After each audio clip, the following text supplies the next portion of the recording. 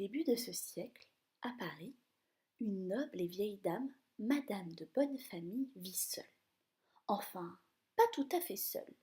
Elle est entourée d'une brave jument, Froufrou, d'un fidèle majordome, Edgar, et surtout de ses merveilleux aristochats. Elle adore ces chats. Ce sont les plus huppés, les plus gâtés des beaux quartiers. La maman, duchesse, fait rêver tous les matous du tout Paris. Marie est une minette blanche comme sa maman. Berlioz, le chaton gris, est musicien. Et Toulouse, le chaton roux, fait de la peinture. En réalité, ils sont farceurs, fripouilles, bagarreurs comme la plupart des petits chats. Hé, regarde Berlioz, crie Toulouse, je vais faire le portrait d'Edgar. Ah, cette vieille face de rat, s'exclame Berlioz. Oh, pardon Roquefort, se reprend-il, en voyant arriver son copain Souriceau. Monte sur mon dos, on va jouer. Oh, voyons Berlioz, gronde Duchesse, venez donc prendre votre leçon de musique. Bon, bon, j'arrive, dit Berlioz. Assise sur le piano, Marie s'éclaircit la voix.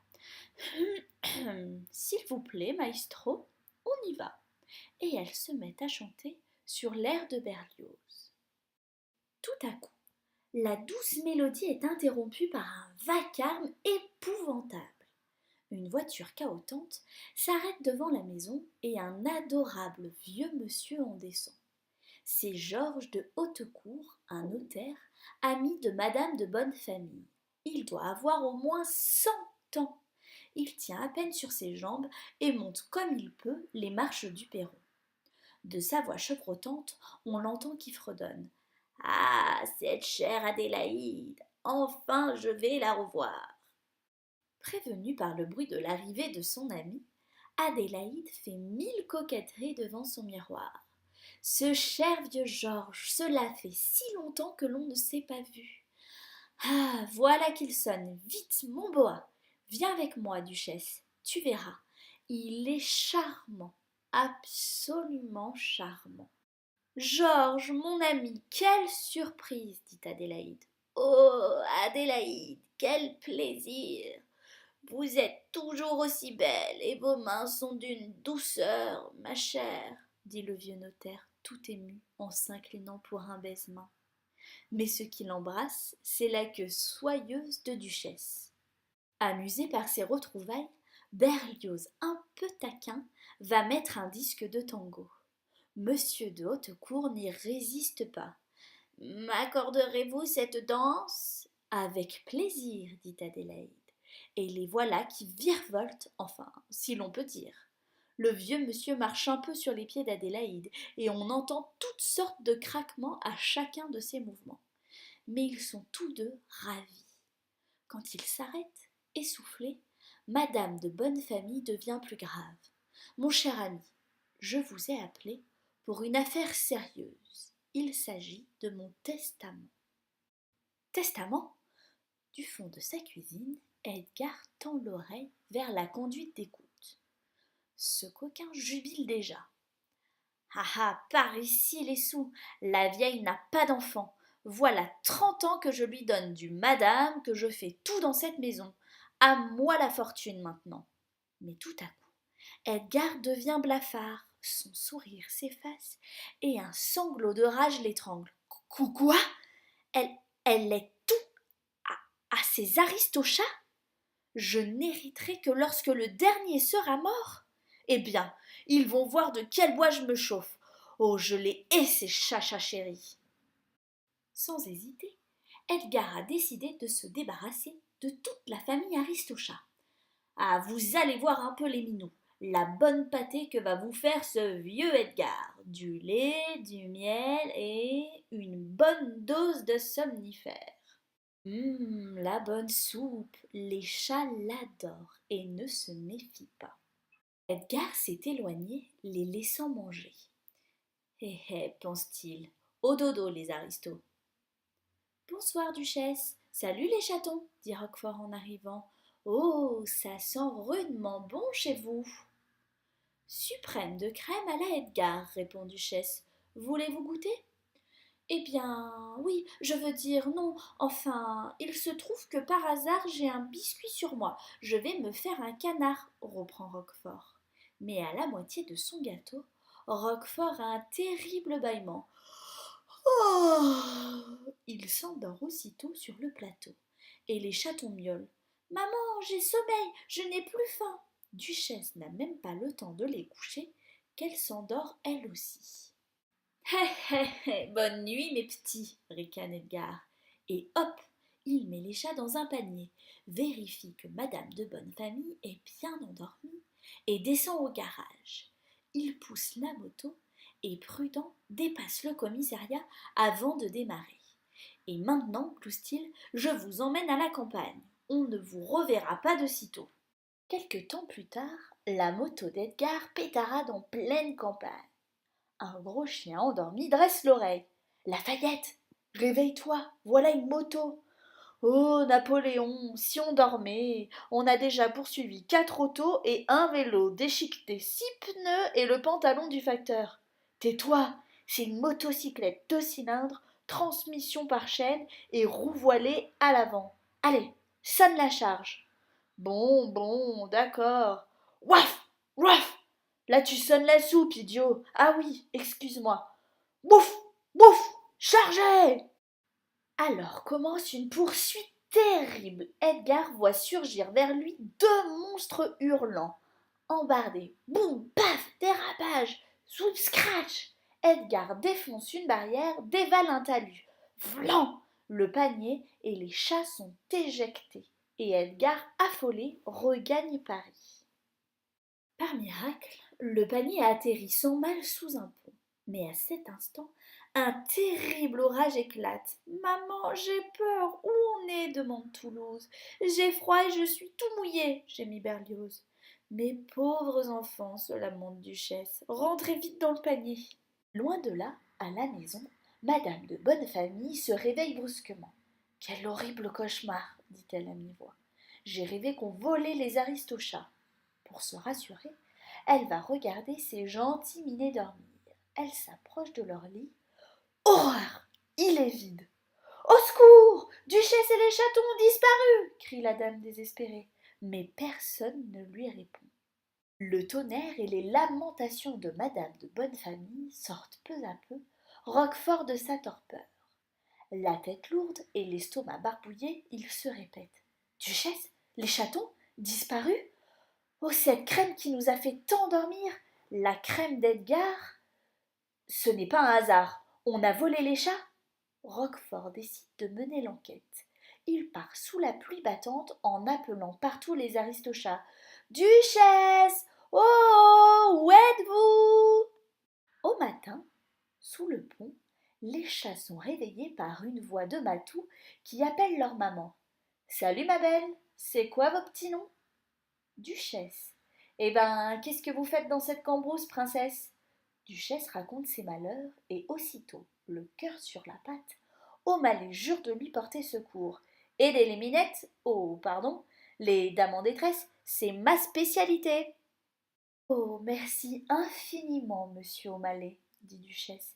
Venez les enfants, ce monsieur va nous raccompagner gentiment à la maison. Ah, vous avez des enfants?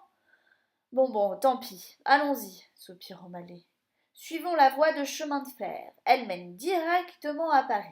Et voilà la petite troupe qui avance gaiement le long des rails, quand soudain on entend un train. Tchou-tchou, tchou-tchou. Pas de panique, dit O'Malley, suivez-moi.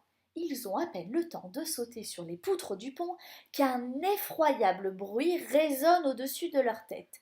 Duchesse se serre peureusement contre O'Malley en empoignant ses petits. Mais tout à coup, Marie perd l'équilibre et tombe dans la rivière. Au secours! Héroïque, O'Malley plonge aussitôt. Et pourtant, il n'aime pas l'eau. Il nage comme un forcené vers Marie, qui, emportée par le courant, va plus loin, encore plus loin, toujours plus loin. Il n'en peut plus.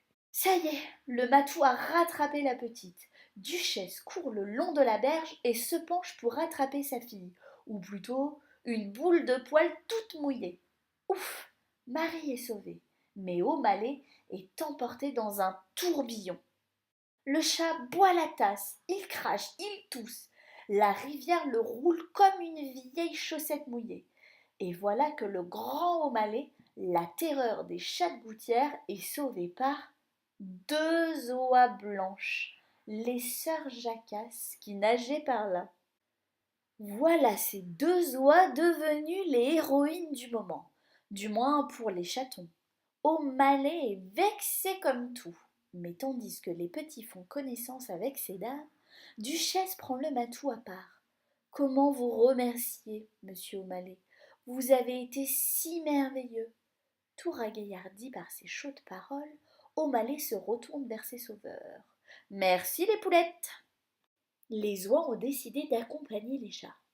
Nous allons à Paris, nous aussi. Nous allons voir un oncle. La petite troupe atteint la capitale à la nuit tombante. Ils traversent des quartiers pleins de clochards et de bistrots. Tout à coup, un gros jar à moitié déplumé sort en titubant d'un café. Oh, oncle Hector s'exclament les oies. Comme il n'a pas l'air en forme, les sœurs Jacasse restent avec lui et les chats continuent leur chemin. Serons-nous ce soir chez madame demande Duchesse. Elle doit être si inquiète. Écoutez, ma belle, répond O'Malley. Il est tard et les petits sont fatigués. Je connais un endroit où nous pourrions passer la nuit. Venez, c'est à 2 gouttières d'ici.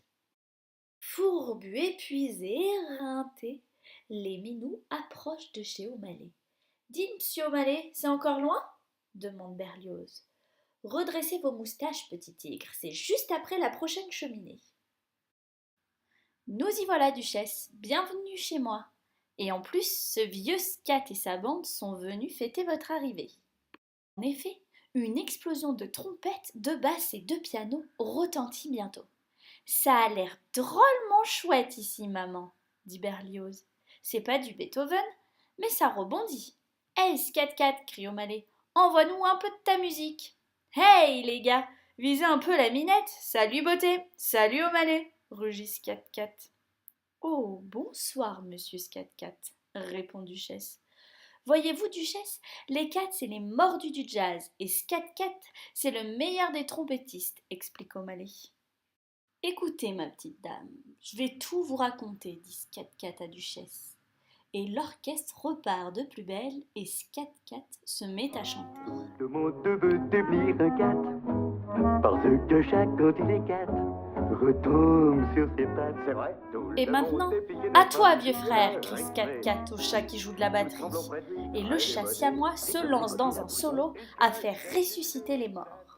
En haut, camarade! Allez-y, de l'ambiance! Oh, oh, remuez-vous les gars! Oh, oh, oh, oh, oh, oh. Scat-Cat lâche sa trompette et arrive vers O'Malley en se trémoussant sur ses pattes arrière. Un peu de swing, papa? Serre-moi la patte, Scat-Cat. Et hop, les voilà partis dans une démonstration de boogie-woogie. Scat-Cat hilar salue Duchesse et O'Malley lui lance des clins d'œil complices. Les chatons sentent leurs petites pattes frémir au rythme de la musique et commencent à rebondir sur leurs coussinets. La fête bat son plein et les aristochats sont aux anges. Cette musique est extraordinaire. Voudriez-vous m'apprendre à danser demande Duchesse à O'Malley. Et puis, vos amis aussi sont merveilleux, Thomas. Ah, c'est des potes épatants. Allez, venez, on va danser. Chouette, dit Berlioz. On dirait que maman aime bien O'Malley. Berlioz a décidé de se lancer dans la musique. Monsieur Scat-Cat, moi aussi je serai un vrai cat quand je serai grand. Regardez ce que je sais déjà faire. Alors il gonfle ses joues comme 2 petits ballons tout ronds et souffle un gros couac dans la trompette. De sa grosse petite patte noire, Scat-Cat enfonce son chapeau sur la tête de Berlioz en riant. Ha ha ha ha! Mais c'est qu'il en connaît un bout, ce petit minou. Duchesse a trouvé dans un coin une vieille harpe, un peu déglinguée et couverte de poussière. Elle accompagne l'orchestre avec les cordes qui lui restent. O'Malley, subjugué, n'écoute plus que sa belle. Vous êtes plutôt douée pour une chatte de la haute, s'exclame-t-il. Vous devriez passer quelque temps ici, vous joindre au groupe. Oh, Thomas, j'adore votre appartement sous les toits. Peut-être cela a-t-il besoin d'être rangé, une petite touche féminine ici ou là. Bah, si vous voulez postuler pour l'emploi, moi je suis d'accord, reprend O'Malley. L'allégresse et le volume sonore sont à leur comble. toutes griffes dehors. Le bassiste pince ses cordes comme un fou, au risque de les casser. Toulouse s'est mis au piano et cavale sur le clavier à un rythme endiablé. L'accordéoniste joue plus vite que son ombre et le guitariste s'est mis à chanter. Bientôt, il ne reste plus un instrument entier. Tant pis, toute la bande descend dans la rue et on improvise. Le chat hippie fait des percussions en frappant sur les restes de sa guitare. Le clavier du piano est converti en batterie. La trompette défoncée de scat-cat émet des sons encore jamais inventés. La dernière corde de la basse rend l'âme, et dans un dernier son, l'orchestre salue le matin. Croyant les petits endormis, Duchesse et O'Malley sont allés prendre l'air. Oh Thomas, quelle merveilleuse soirée! Les enfants vous adorent. Moi aussi je les aime bien, vous savez. Ils ont besoin d'une sorte de père, reprend O'Malley. Ce serait magnifique, mais je ne peux pas abandonner madame, reprend Duchesse. Oh zut, gémit Marie, on avait presque un papa. Tant pis, allons nous coucher. Cette même nuit, dans la maison de madame de bonne famille, Edgar fête son mauvais coup. Ha ha, fini les chats, à moi les sous.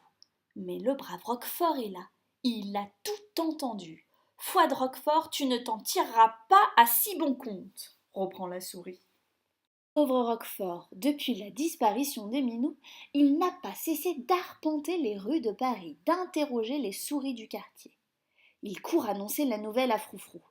Edgar, cette crapule, ce vaurien, c'est lui qui a fait le coup, hurle Roquefort.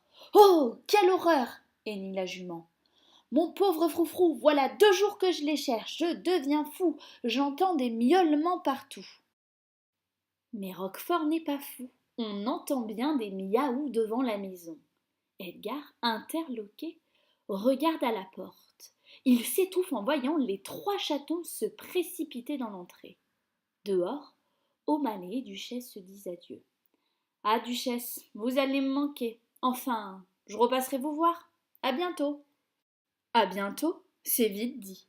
À peine les chats ont-ils franchi le seuil de la maison, Edgar les saisit l'un après l'autre, les fourre dans un sac et hop, boucle le tout avec une corde. Duchesse a juste le temps de dire à Roquefort de prévenir le brave O'Malley. N'écoutant que son courage, Roquefort se lance à la poursuite du matou. Seigneur, marmonne-t-il, j'espère qu'il ne va pas me prendre pour son déjeuner. Roquefort traverse les rues les plus dangereuses. Il court aussi vite que possible. Sur son passage, de terribles chats affamés sortent de leur poubelle. Par miracle, il aperçoit enfin O'Malley. « Monsieur O'Malley, stop! Duchesse et les chatons sont en danger! Qu'est-ce que tu racontes? Écoute, cours chercher Scat-Cat et sa bande de chats de gouttière. Des chats de gouttière? Mais je suis qu'une souris! Reprend Roquefort. File, dis-leur que tu viens de ma part et tu n'auras pas de problème. Mort de peur, Roquefort est arrivé chez Scat-Cat.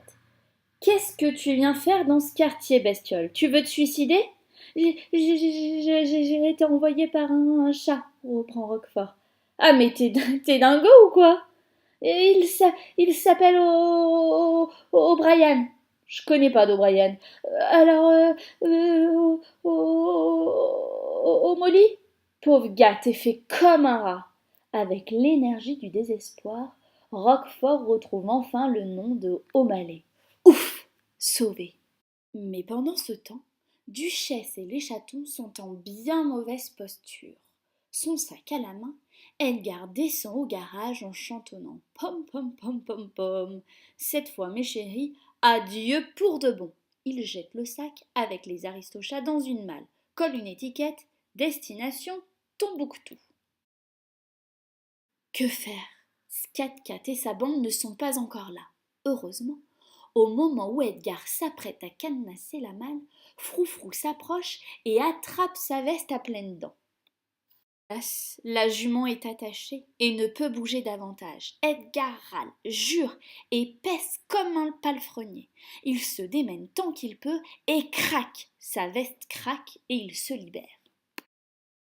Dégagé des mâchoires de Froufrou, Edgar ferme à double tour le cadenas de la malle. Alors, fou furieux, le poil hérissé, les griffes acérées, O'Malley passe à l'attaque. Le matou prend tout son élan, saute d'une poutre et va planter ses grosses griffes de chat de gouttière dans le derrière d'Edgar.